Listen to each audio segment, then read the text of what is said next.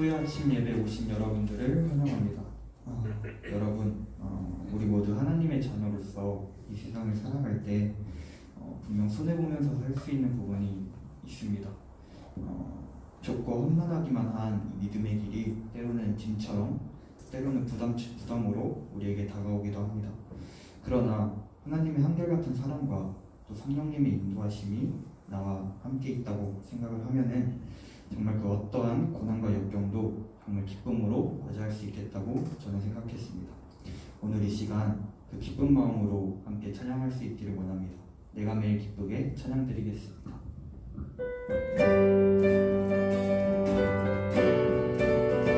우리 함께 박수 치면서 찬양하겠습니다.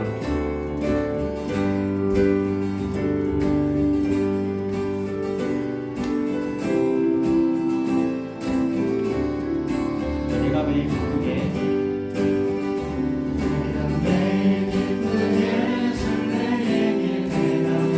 주의 팔이 나를 안보함이요 내가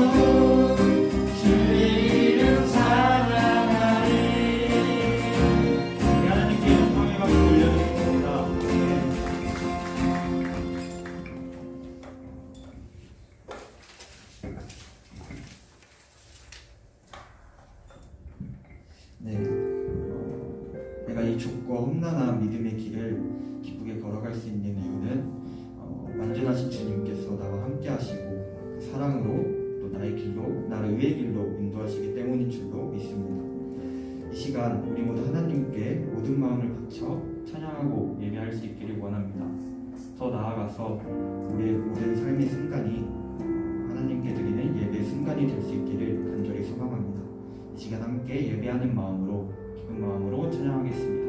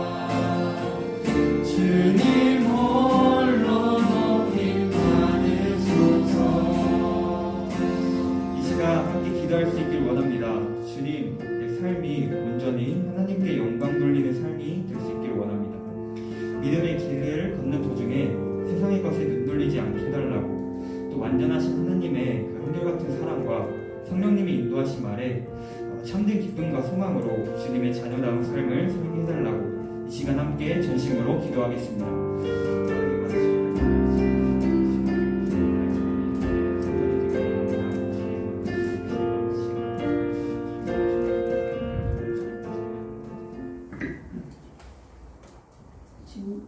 다 같이 기도하겠습니다. 주님, 오늘 이렇게 많은 사람들이 수요 예배에 나와서 주님을 찬양하고 예배할 수 있게 하시며 감사합니다. 이렇게 예배를 위해 일찍 나와 섬겨주시는 많은 분들을 기억해 주시고 주님께서 끝까지 인도해 주시길 원합니다. 주님, 우리가 알게 모르게 짓는 죄들이 정말 많습니다. 주님을 바라고는 있으나 주님의 내가 원하고 욕심내는 것이 얼마나 많은지 모릅니다. 그럼에도 불구하고 주님께서 포기치 않으시고 신실하게 저를 인도해 주시고 지켜주심에 정말 감사합니다. 주님 앞에서 온전히 회개하면서 주님과 관계가 회복되고 우리의 소망과 기쁨이 주님이 될 수 있도록 인도해 주세요. 주님, 벌써 2021년이 2달밖에 남지 않았습니다. 이번 연도에 우리가 간절히 기도하고 원하는 것들이 주님 안에서 풍성히 채워지게 해주세요. 주님께서 우리에게 영원한 소망을 품게 하실 것이고 어려운 길이지만 우리를 강하게 붙들고 계실 것을 신뢰합니다. 주님만 더 의지하고 사랑하게 해주세요. 오늘 선교사님이 말씀 전해주실 때 각 사람에게 하나님의 은혜가 가득히 채워지게 해주세요. 각자 기도했던 것이나 깨닫고 싶었던 주님의 지혜가 우리에게 넘치게 해주세요. 오늘 하루도 주님의 사랑을 느끼며 살아가게 하시고 이 모든 말씀 예수님의 이름으로 기도합니다. 네, 성경 공독하겠습니다. 잠언 16장 9절 제가 읽겠습니다. 사람이 마음으로 자기의 길을 계획할지라도 그의 걸음을 인도하시는 이는 여호와시니라. 오늘 걸음을 인도하시는 하나님이라는 제목으로 김도희 선교사님께서 말씀 전해주실 때 각 사람에게 하나님의 은혜가 풍성히 임하길 원합니다. 네, 안녕하세요. 안녕하세요. 반갑습니다. 네, 1학기에 뵙고 또 2학기에 한 번 더 찾아뵐 수 있어서 좋습니다. 큰나무교회 그리고 전주교회는 저에게는 약간 친정과 같은 느낌이어서 언제나 여기에 오는 이 발걸음이 포근하고 따뜻하고 저는 참 좋습니다. 오늘 걸음을 인도하시는 하나님이라는 제목으로 말씀 나누려고 하는데요. 저는 신앙생활 하면서 이런 고민을 많이 했습니다. 이것이 내 뜻일까? 아니면 이것이 하나님의 뜻일까? 이게 그냥 나의 계획일까? 아니면 하나님의 인도하심일까? 특별히 뭔가를 결정하거나 계획하거나 준비해야 할 때 무엇이 하나님의 인도하심인지, 이 방향으로 가는 것이 맞는지 틀린 건지, 이런 것들을 분별하면서 하나님의 인도하심을 구하는 과정들이 저에겐 좀 어려웠던 것 같습니다. 여러분은 어떠신지 모르겠어요. 뭔가 정확하고 또 명확한 답이 딱 주어지는 거라면 결정하는데 크게 어렵지 않을 텐데, 이것도 맞는 것 같고 뭐 저것도 맞는 것 같은데 뭐가 하나님의 뜻이지? 뭐가 하나님의 인도하심이지? 이렇게 찾을 때는 좀 어려웠던 것 같습니다. 지금 4학년들은 아마 임용시험 볼 지역을 다 정했죠? 네. 임용지역을 정할 때도 고민이 많이 되죠. 고향으로 가는 게 맞나? 티오가 많이 난 곳으로 가는 게 맞나? 전주교대 나왔으니까 전북에 있는 게 맞나? 선교단체가 전북에서 이렇게 있었으니까 선교단체 도우면서 전북에 있는 게 맞나? 여러 가지 고민들로 어떻게 결정해야 될지 이렇게 고민할 때가 있었습니다. 아마 4학년 되면 다 이런 고민들을 하게 될 겁니다. 이런 문제를 만날 때마다 기도하면서 하나님의 인도하심을 구하는 과정들이 때로는 명쾌하지 않고 때로는 답답할 때도 있습니다. 그래서 오늘 이 걸음을 인도하시는 하나님이라는 주제로 여러분과 말씀을 나누려고 하는데요. 오늘 본문을 다시 한번 읽어볼까요? 크게. 시작. 사람이 마음으로 자기의 길을 계획할지라도 그 걸음을 인도하시는 이는 하나님이시니라. 네. 이 말씀은 나의 인생의 길을 계획하라는 걸까요? 계획하지 말라는 걸까요?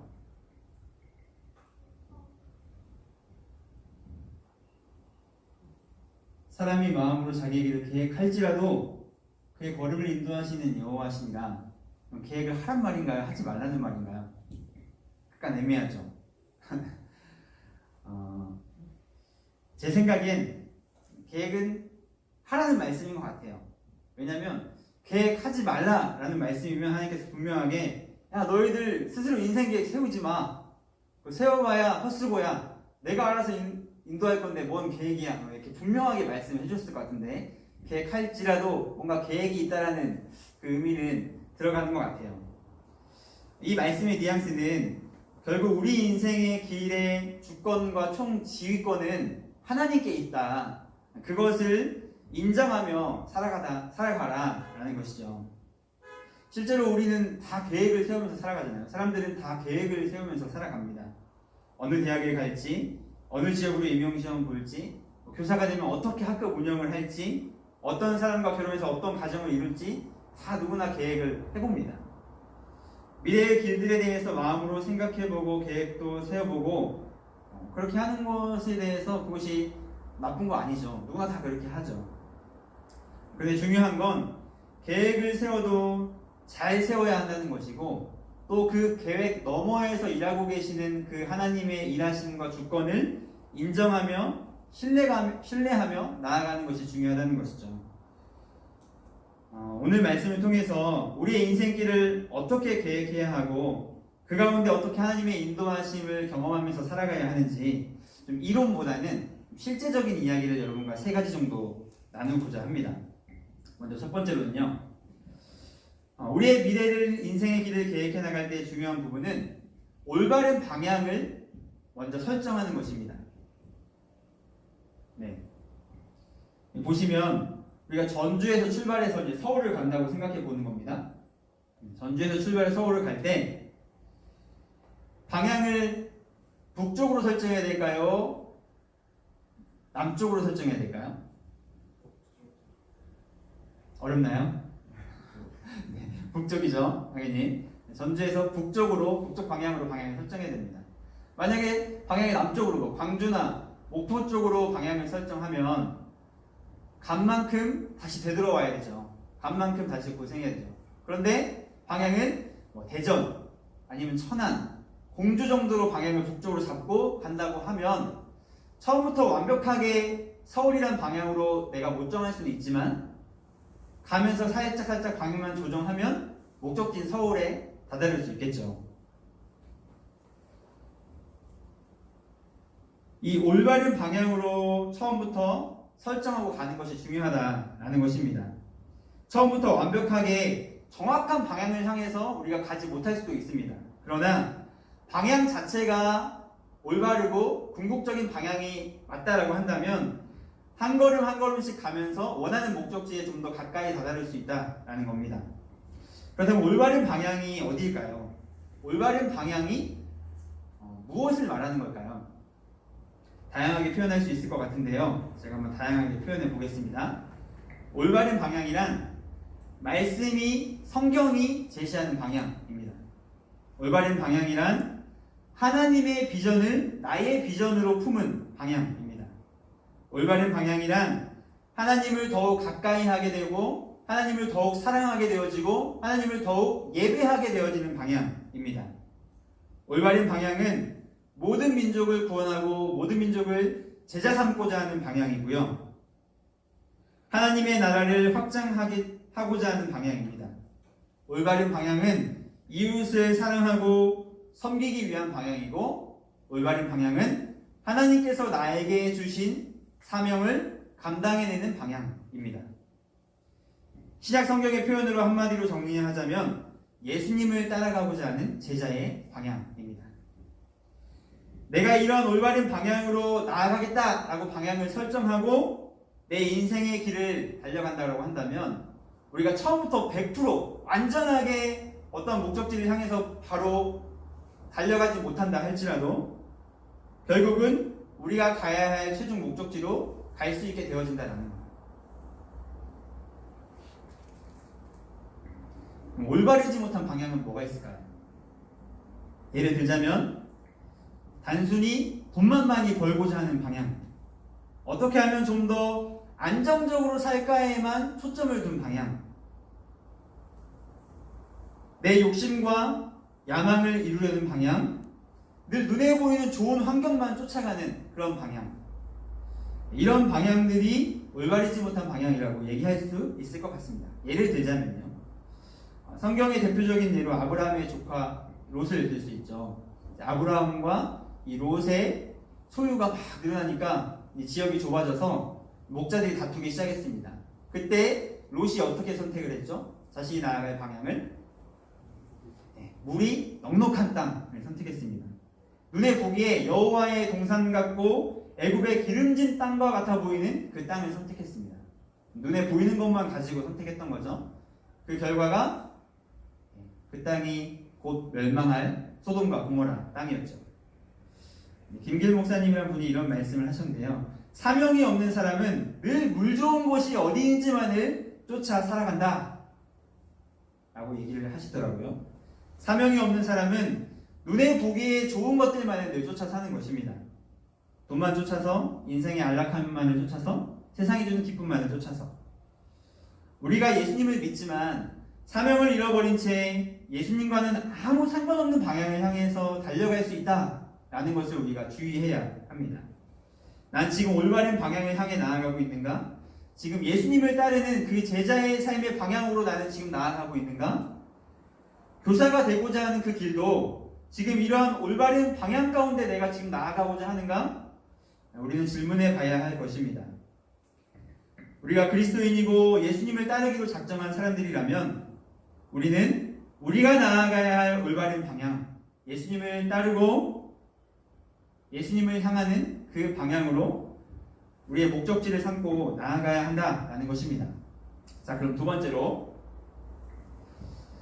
예수님을 따르기 위한 방향으로 내 인생의 큰 방향을 올바르게 설정했다고 한다면 그 안에서 하나님이 주시는 자유함 가운데 사람이 자기의 길을 어느 정도 계획할 수 있다라는 것이죠. 제가 네이버 지도를 검색해 보니까 전주에서 서울 가는 길을 쳐보니까 세 가지 길을 안내해 주더라고요. 세 가지 길을. 어떤 사람은 국도를 타고 자연을 즐기면서 좀 보면서 갈 수도 있겠고요. 나는 빨리 가야겠다 해서 고속도로 가는 사람이 있겠고, 나는 KTX 타고 가야겠다 이런 사람도 있겠죠. 목적지를 서울로 정했으면 그런 방향들은 어느 정도 우리가 자유함 가운데 선택할 수 있는 그런 자유의지가 우리에게 있죠. 하나님은 우리에게 자유의지를 주셨고 우리가 자유한 삶을 살기를 원하십니다. 하나님께서 우리에게 예수님을 따라야 한다라는 그 큰 방향을 설정해 주신 것은 그 방향으로 나아갈 때만, 그 방향으로 살아갈 때만 우리의 삶이 진짜 행복할 수 있고 복되고 생명력 있게 살 수 있기 때문에 어떤 큰 방향을 설정해 주신 것이죠. 근데 우리가 그 큰 방향을 설정했다라고 한다면 그 안에서 어느 정도는 우리가 우리의 의지를 가지고 자유함 가운데 인생을 마음으로 계획해 볼 수 있다라는 것입니다. 끝까지 가라라는 책에 보니까 기능과 형태에 대한 이야기가 있더라고요. 여기 핸드폰이 있는데요. 그럼 이 핸드폰의 핵심적인 기능이 뭐죠? 게임인가요?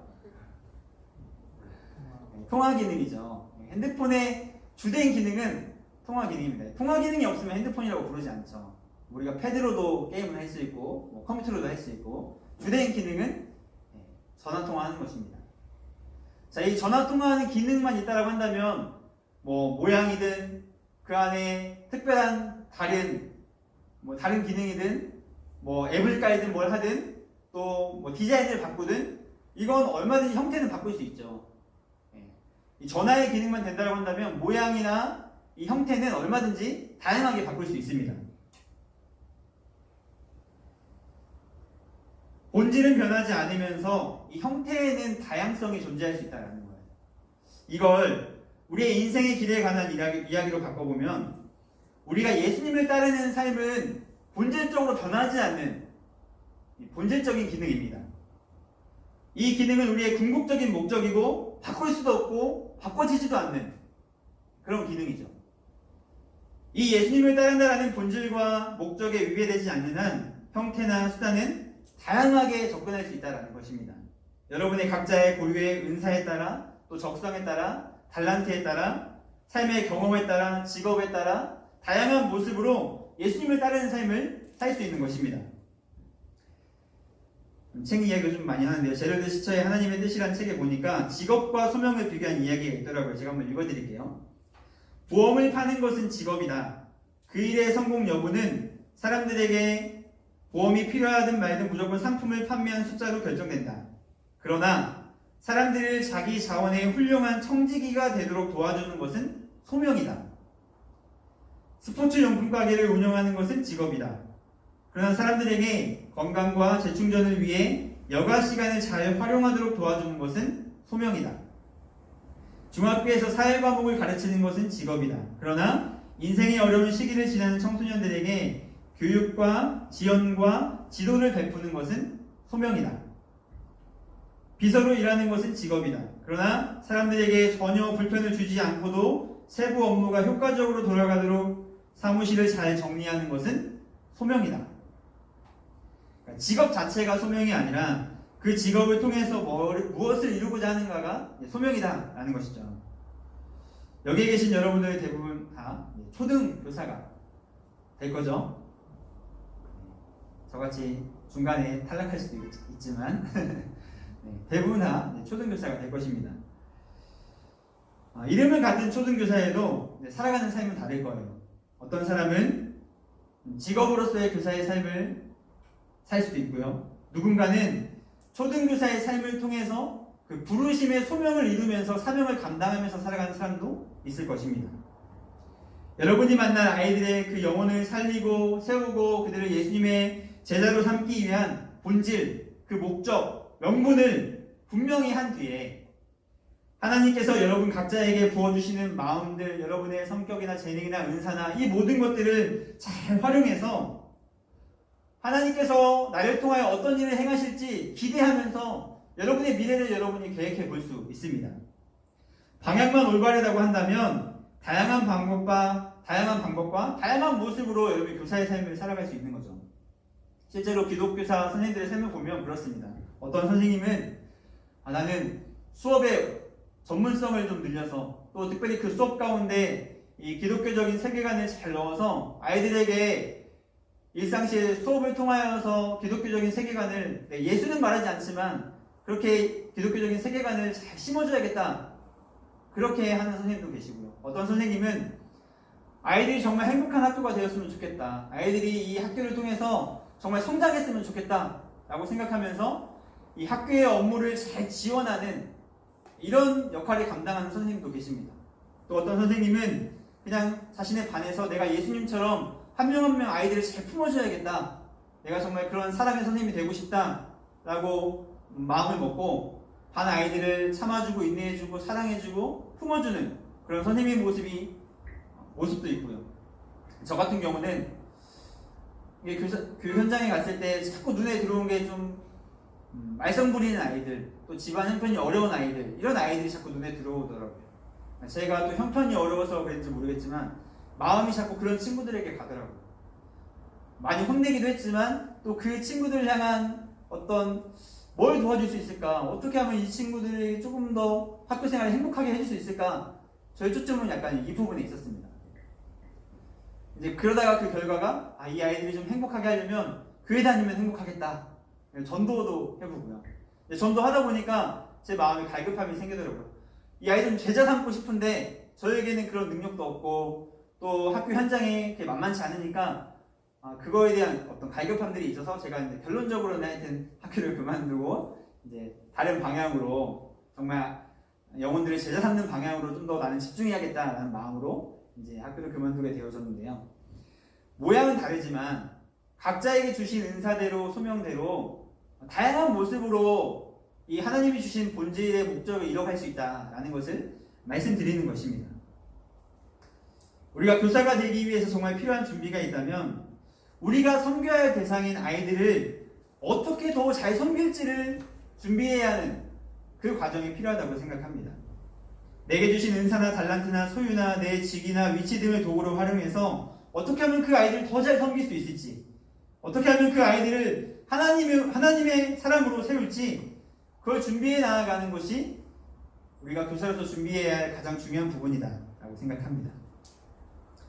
올바른 방향 안에서 하나님께서 여러분에게 주시는 그 자원들을 잘 활용해서 여러분의 미래를, 또 여러분이 만날 그 미래의 교실을 꿈꾸고 또 계획해 보시기를 바랍니다.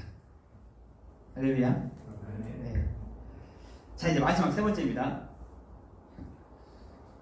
이제 끝으로 가장 중요한 건 그렇게 올바른 방향 속에서 마음으로 미래를 계획해서 한 걸음 한 걸음씩 나아갈 때 그 발걸음의 결과는 나 자신이 아닌 하나님께 달려있다라는 것입니다. 하나님이 최종 책임자, 하나님이 최종 인도자, 지휘자라는 것입니다. 사람이 마음으로 자기의 길을 계획할지라도 그 걸음을 인도하시는 이는 하나님이시다. 이 걸음을 인도하신다라는 의미가 뭐냐면 이 인도하다는 의미의 이 오케스트라의 지휘자를 생각하시면 돼요. 지휘하다라는 의미를 생각하시면 이해하기가 쉬울 것입니다. 지휘자는 그 모든 연주를 총괄하고 지휘하는 사람이죠. 연주에 대한 총 책임은 이 단원 개개인에게 있는 것이 아니라 이 지휘자에게 있습니다. 연주는 연주자들이 하지만 곡을 총 지휘하고 완성도 있게 이끄는 일은 지휘자가 하는 일입니다. 하나님이 우리의 인생의 지휘자다라는 거예요.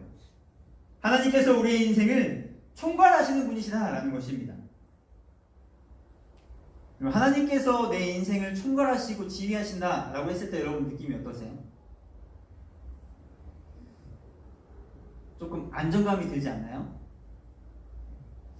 우리는 가면서 발을 헛디딜 때도 있고 아 여기가 맞는 길이야 라고 하면서 갔다가 아닌 것 같아 이렇게 길을 잘못 들 때도 있고 우리는 참 실수가 많은 사람들이죠. 그런데 그 걸음 하나하나를 결국 총 지휘하시는 분이 누구시냐면 우리의 완전하신 하나님이시다라는 거예요. 그러니까 찬양의 또처럼 완전하신 하나님. 이것이 얼마나 우리에게 안정감을 주고 이런 하나님을 나의 하나님으로 삼고 살아가는 것이 얼마나 복인지 우리는 깨달아야 합니다. 전주에서 서울 올라갈 때 가장 빠르게 가려면 대전 쪽이 아닌 이 천안 쪽으로 해가지고 가야 됩니다. 가는 길에 이렇게 고속도로에 두 개로 갈라지거든요. 근데 천안 쪽으로 가야 되는데 내가 잘못해서 대전으로 들어갔어요. 그때 내비가 뭐라고 하죠? 방향은 처음에 천안이었어요. 근데 내가 대전 쪽으로 가버렸어요. 내비가 뭐라고 얘기해 줄까요? 다른 경로가 네? 다른 경로가 아닙니다. 아, 예, 비슷합니다. 네. 경로를 재탐색하겠습니다. 이렇게 얘기하죠. 그러니까 우리가 길을 잘못 들어도 하나님이 우리의 경로를 다시 재탐색해 주시는 거예요.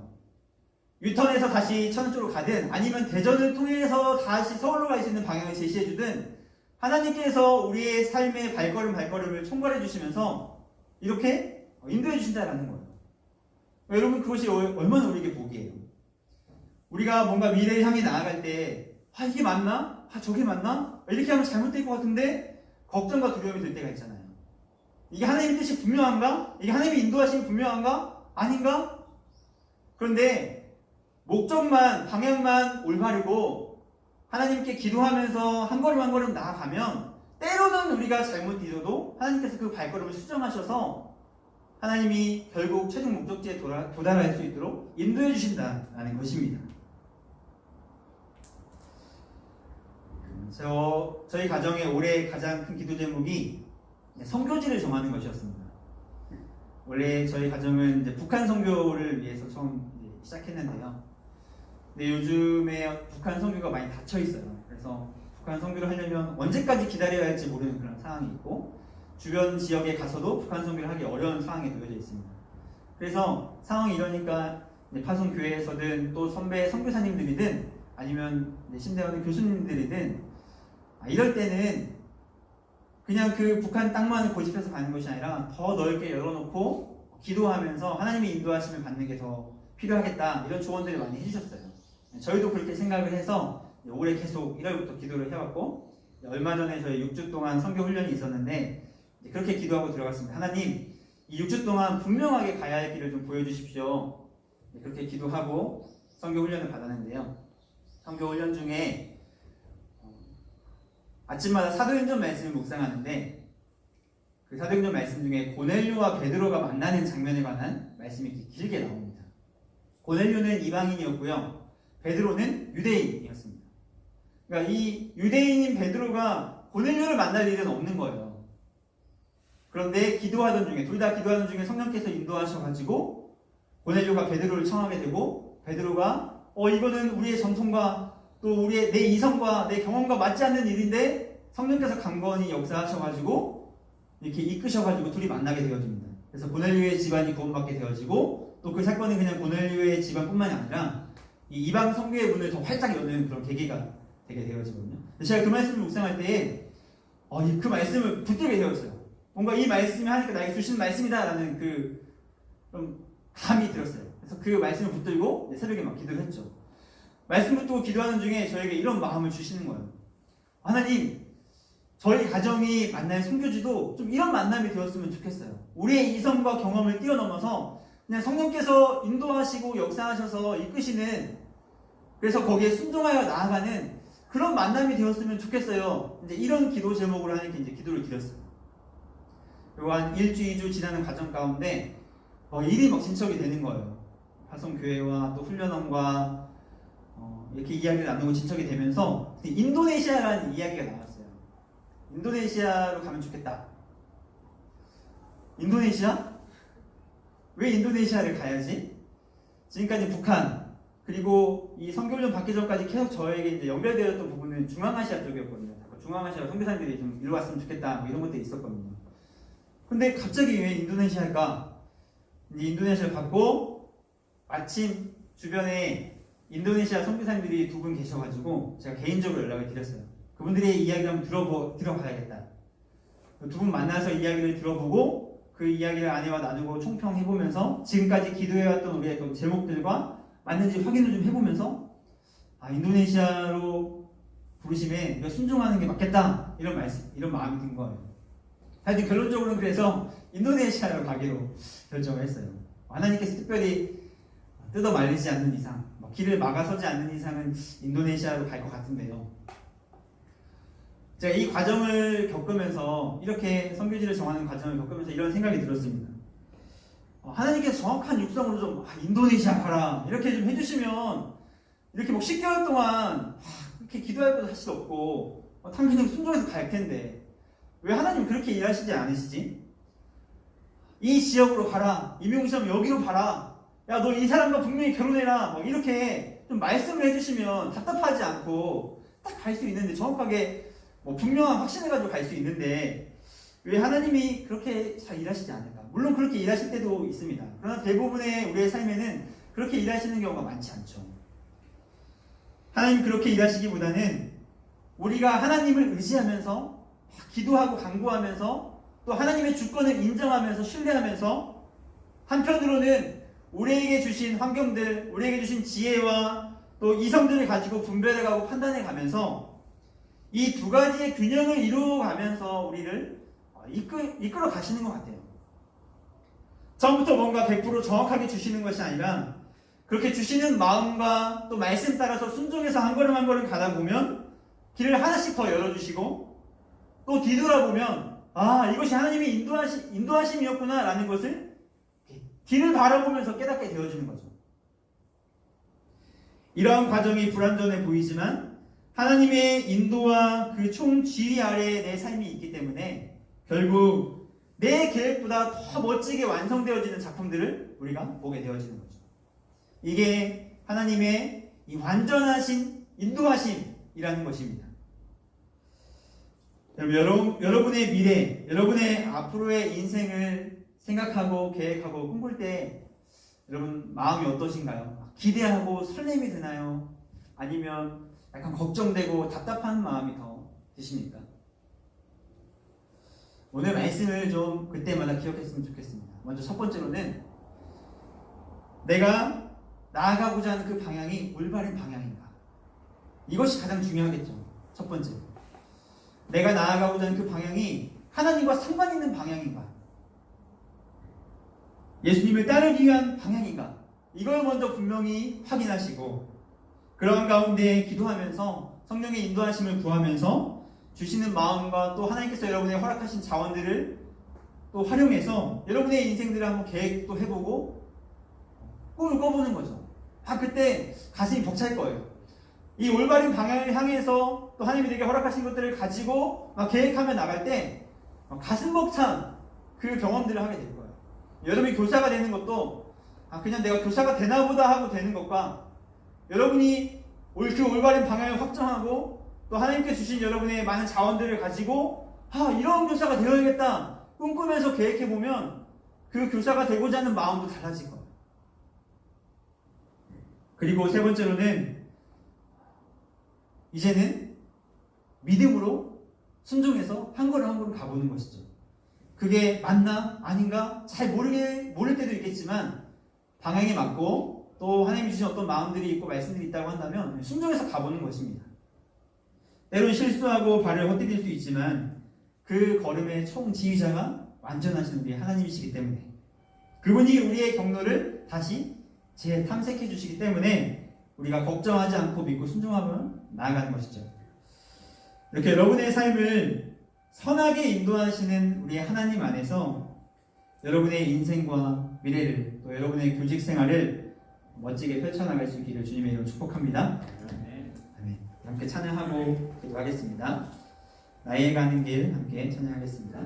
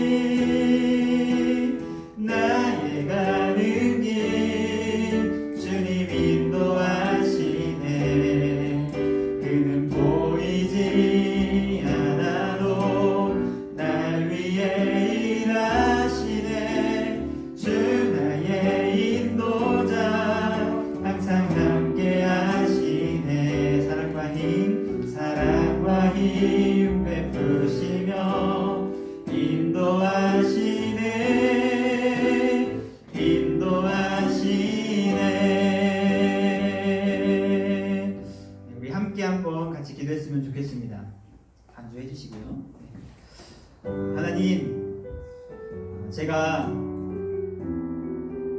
인생을 살아갈 때 또 미래를 향해 나아갈 때에 예수님을 따르는 그 방향, 올바른 방향으로 나아가기를 이 시간 결정하며 나아갑니다. 매일매일 선택의 순간마다 하나님의 그 주권과 하나님의 그 통치를 인정하면서 주님, 내가 순종하며 나아가겠습니다. 때론 나의 부족함과 연약함이 있지만 하나님의 그 완전하심으로 선하시게 내 인생의 발걸음을 인도하여 주시옵소서. 이 소망함을 가지고 함께 기도하며 나아가도록 하겠습니다. 기도하겠습니다. 하나님 아버지 감사합니다. 하나님, 우리의 삶 가운데 하나님의 그 선하심과 완전하심이 있기에 주님, 우리가 걱정하거나 하나님 두려워하지 아니하고 믿음으로 주님 발을 내딛어 나아갑니다. 하나님, 우리의 삶의 방향이 하나님이 원하시는 방향이 되기를 원합니다. 내가 원하는 방향이 아니라, 육신이 원하는 방향이 아니라 하나님께서 원하는 방향이 무엇인지를 주님 알고 깨달아서 아버지 그 방향으로 우리의 삶의 방향에 초점을 맞추기를 원합니다. 하나님, 주 안에서 우리가 기도하며 아버지께서 주시는 마음들, 또 우리에게 허락하신 주신 자원들을 가지고 아버지 우리의 인생을 꿈꾸며 계획하며 미래를 향해 나아가기를 원합니다. 하나님의 그 완전하심으로 우리 각 사람의 삶을 인도하여 주시고 하나님의 그 완전하심으로 우리의 발걸음 한 걸음 한 걸음을 주님 인도하여 주시옵소서. 하나님 아버지 감사합니다. 하나님의 그 완전하심과 하나님의 그 신실하심을 찬양합니다. 우리의 삶의 방향을 향해 우리가 나아갈 때에 하나님이 원하시는 방향, 성경이 원하는 방향, 예수님을 따르는 방향으로 우리의 삶의 방향을 설정하고 거기에 초점을 집중하여서 나아가기를 원합니다. 우리의 인생이 하나님과 상관 있는 인생이 되기를 원합니다. 우리의 하나하나의 행동과 모든 결정과 판단이 하나님과 상관 있는 그런 판단과 결정되기를 원합니다. 하나님의 그 인도하심, 하나님의 보호하심, 우리가 신뢰하고 순종하면서 하나님의 주권과 통치를 인정하면서 한 걸음 한 걸음 나아갈 때에 하나님, 우리 부족하고 연약하고 늘 우리는 잘못된 길로 나아가기 쉬운 연약한 존재이지만 하나님, 우리의 발걸음을 하나하나 인도하셔서 하나님이 원하셨던 그 본래의 목적대로, 최종 목적지로 우리의 발걸음을 인도하여 주실 것을 믿습니다. 주님, 신뢰함으로, 믿음으로 매일매일의 삶 가운데 주님을 향하여서 그렇게 순종하며 나아가겠습니다. 주님, 우리의 삶을 선하게 인도하여 주시옵소서. 완전하게 인도하여 주시옵소서. 감사드립니다. 우리의 주인 되신 예수님의 이름으로 기도드립니다. 광고하겠습니다. 수요일 예배에 오신 여러분을 환영합니다. 매주 수요일 아침 8시에 예배가 있습니다. 네, 그리고 매주 화요일 7시 리더팀장 모임이 있습니다. 많은 참여 바랍니다. 하나님께 영광을 올리는 꿈땅 찬양팀에서 꿈땅면을 모집합니다. 문의는 하은의 영어 1부에게 바랍니다. 다 같이 비전선언을 낭독하겠습니다. 일어나주세요. 진리 하나, 나는 영혼을 살리는 교사가 된다. 하나, 나는 진리를 가르치는 교사가 된다. 사랑 하나, 나는 사랑을 실천하는 교사가 된다. 하나, 나는 민족을 가슴에 품는 교사가 된다. 정의 하나, 나는 정의를 외치는 교사가 된다. 하나, 나는 대안을 제시하는 교사가 된다. 회복 하나, 나는 비전을 제시하는 교사가 된다. 하나, 나는 창조 질서를 회복하는 교사가 된다. 다 같이 보리라 찬양 부르시면서 수요일 아침 예배 마치겠습니다.